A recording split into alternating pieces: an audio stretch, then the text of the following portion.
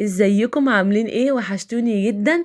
تعالوا بقى نتفرج على احدث موديلات اطقم السراير ل 2025. حط اللايك وانت تتفرجي على الفيديو كده، ما تنسيش بقى تشتركوا في القناة وتعرفيني بتتابعيني منين يا قمر. وكمان الاصدار الجديد من اليوتيوب بيظهر مين اللي اشترك ومين اللي لسه ما اشتركش. شايفين بقى اطقم السراير دي حلوة جدا والوانها كلها روعة. نقي منها بقى اللي يناسبك، وكمان ايه انزلي بقى اشتريه. طبعا يا جماعة القماش لما بنشتريه كده يعني حسب مقاس السرير بتاعنا بيطلع مظبوط جدا، وكمان بنتحكم في نوع الخامة.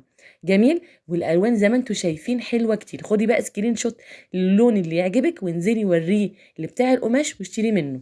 شايفين بقى الاخضرات مكتسحه السوق يا جماعه، حلو جدا. الملايه اللي ارضيتها اخضر، وده حلو جدا لغرفة الشباب اللي هو عليه نجوم، اللي هو الكحل يا جماعة، حلو قوي. لو غرفة صبيان او غرفة شباب يعني مناسب جدا. وده بقى حلو جدا كده، حسيت فيه بطرقعة. حلو جدا للعيد يا جماعة لو جبناه في العيد.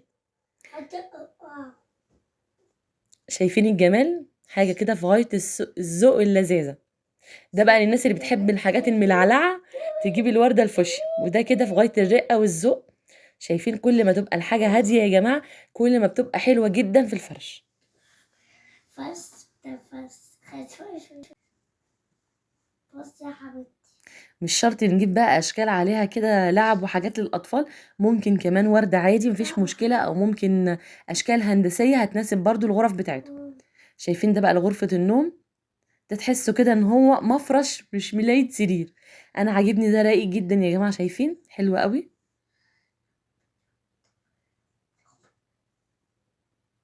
وده رايق جدا. الوان الصيف بقى، كل سنه وانتم طيبين. هفكركم باللايك تاني يا جماعه والاشتراك بالقناه، اوعوا تنسوه علشان بيأثر جدا على القناه لو انتم ما حطيتوش لايك. ده جبناه قبل كده، حلو جدا يا جماعه، حلو قوي قوي في الفرش، يعني كمان غير الصوره. يا رب يكون الفيديو عجبكم واستفدتوا منه. مع السلامه.